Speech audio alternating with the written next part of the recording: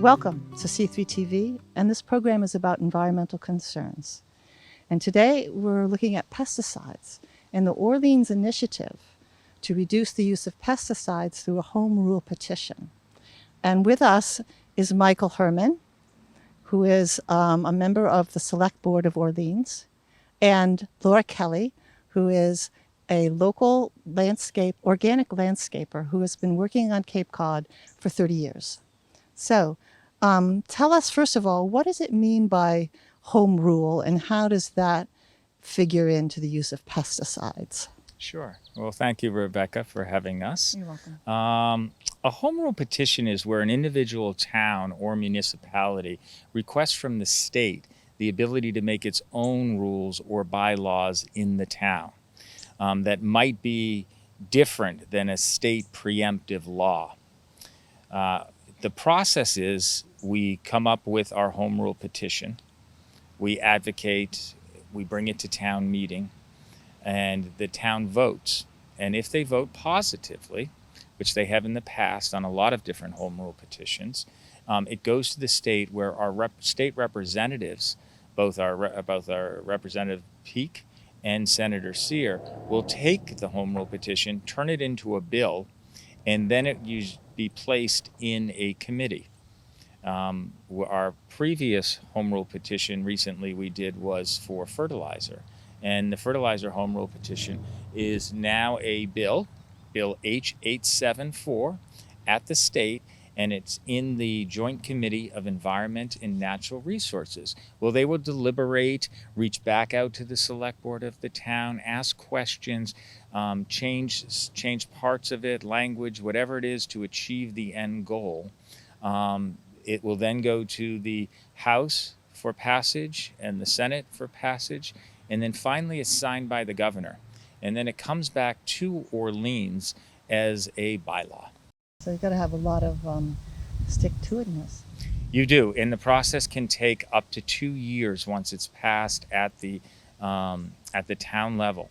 If it's not acted on by the state, either favorably or non-favorably, within 2 years it expires. And you would have to do another home rule petition at your town meeting to extend it for another 2 years. Sounds laborious. Yeah. So anyway, we're hoping that this interview will help people become aware of the situation and the difficulty it takes just to change a law so that we can have local care and control of our environmental health and well-being, since we as humans are contained within the environment, which is reflected in the two words ecology and economics. So since we are contained in that ecology, how does it affect our economics, which both have the same root, eco, which means home? So how do we take care of our home place within the context of the greater home place of ecology? How does this issue affect economy?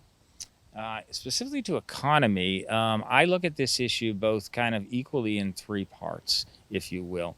The first part, in no specific order, is the environment.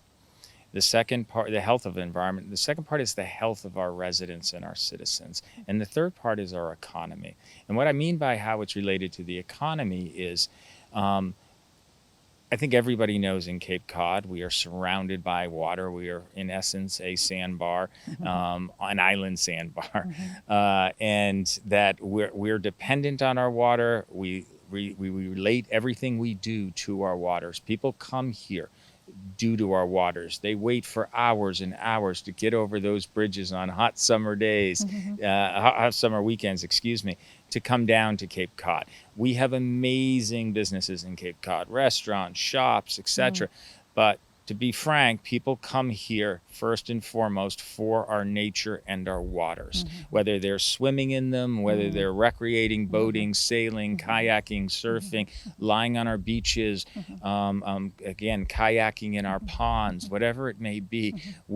And that's not even talking about our blue economy, be it our fishing and our shell fishing and lobstering and commercial fishing. So everything is interrelated. You know, they come here, they rent hotel rooms or short-term or rentals. They go to our wonderful restaurants. They go to our amazing shops.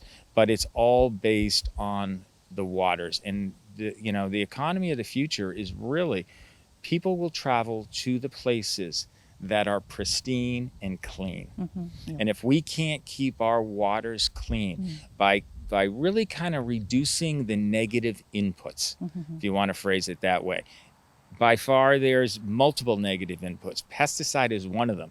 It's a really dangerous one because pesticides, by just the definition of the word side, means to kill in Latin. So whether it blanket kills, let's be honest, our Yeah. insects. Okay. And while insects aren't maybe the most cuddly animal out there, Yeah. and we love our mammals and our whales and our seals and things like that, insects really are 95% of the animal kingdom, and they are the building blocks of our food source. So while we all want to, we love our homes, we love our properties, we want them to look good. The big thing is we want to pass them down to the next generation. We want our children and our grandchildren to enjoy and love what we love about Cape Cod. And that is inexplicably tied to the environment. So in a nutshell, that's why the economy is such a crucial part of the equation. Of the ecology. Of the our ecology. place. So Laura, since you're a landscape designer, what are you doing every day that helps this issue about pesticides? So each day I'm going to local properties and sharing with people how they can shift from conventional to being non-toxic here on our own land on Cape Cod. And it's a really easy shift. You cut cold turkey and just stop the penetration of man-made synthetic chemicals in whatever form that may be. Maybe it's a weed killer, maybe it's an insect killer. Because anything, like Michael said, that ends in sides, CIDES, is made to kill and does more harm than we realize. If we target a particular plant, let's say, it is showing signs of running off and continuing farther than just the targeted plant. So that's why we are educating and sharing with people that this is an opportunity. We're not here really to tell people what they're going to do on their own property if it's going to stay on their own property. The challenge with pesticides, fertilizers, any type of chemicals is they don't stay on the property. When they're sprayed or broadcast sprayed, they are aerated. They are in the air and they're found thousands and thousands of feet from the application site. People are inhaling them, neighbors, abutters, children playing in the street, wildlife. If they don't and they stay on the soil and go, as Laura just mentioned, we have our primary soil in Cape Cod is Carver coarse sand. And I think any of us who've taken a bucket of water and gone to the beach and poured it on the beach and watched it percolate through the sand, it disappears like that. So anything, in Orleans, we're in the Monomoy lens, which can go anywhere from 0 feet to 30 feet. So if the medium's around 15 feet, whatever you put on top of your soil, once water is introduced, it really will go down and percolate through our Carver coarse sand about a foot a day. So roughly whatever you put on top, the average is really within 2 weeks, it's going to be in our single source aquifer that all of Cape Cod shares. And that's where our drinking water comes from. We are extremely lucky in Orleans to have amazing drinking water. However, it's treated water. And I think we all would rather have more pristine water coming out of the ground, instead of having to treat it with further chemicals to remove the chemicals we have put in. So again, our water is extremely safe that we drink. In other regards, the water that may be our ponds, our estuaries, our marshes, that's a different story. That is not treated. So we have seen signs of that in towns around Cape Cod, very similar to ours, that have red tides, that have cyanobacteria. We're even seeing it very close to home in Orleans, and that's extremely troubling and extremely foretelling of what I believe will continue to happen unless we make a significant reduction in the negative inputs. Negative inputs, three major negative inputs are sewering and fertilizer and pesticides. As a organic land care provider Yeah. through time here on the Cape, Yeah. I have been called Yeah. by homeowners Yeah. because they've lost their dog due to pesticide use on their own land. So Okay. one had cancer in their paws and passed, so these people Okay. called me. Okay. Another was cancer of the mouth in the dog. So it's definitely happening, and I see it more and more as we progress through time instead of less and less. I'm also a beekeeper of 20 years Yeah. successfully here on the Cape. Yeah. And we all know the honeybees are declining, and that continues to decline. So I think I'm most impressed by the Orleans Select Board for voting unanimously to be so bold to move forward and to ask this of their townspeople to, make a motion, make a stand on this topic. It's a tough one because it's change. But in the long run, this change is so necessary on so many levels. Yeah. So I'm really impressed Yeah. to see the townspeople get Yeah. involved Yeah. Yeah. and volunteer and help out Yeah. and be a part of this mission. Cool. They voted their select board in, Mm-hmm. and this is the board's mission is Yeah, yeah. to protect the people and their environment, Yeah, yeah. and they are doing such Yeah. with writing a home rule petition. Right. Right. Now it's up to us to vote Mhm. and take it to the next step to the state house. So, what can our listening audience, our viewing audiences, do about this situation in their own lives? Well, I have a little segment called Cut Cold Turkey.